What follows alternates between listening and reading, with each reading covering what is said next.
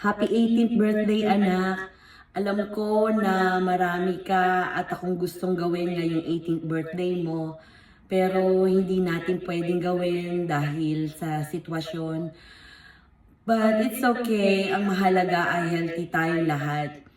Always keep praying for your future goal, and keep praying that someday that we'll be together. I love you, anak, and this is for you.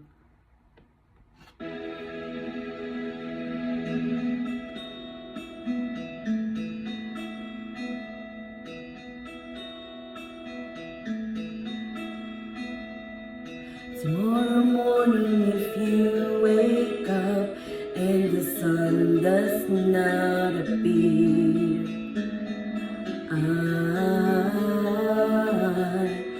I will be here.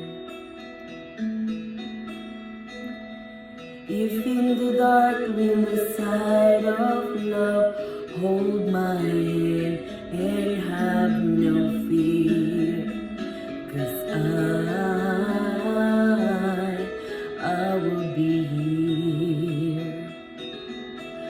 I will be here when you feel like being quiet, when you need to speak your mind. I will listen and I will be here when the laughter turns to crying. Through the winning, losing and trying, we'll be together. 'Cause I will be here.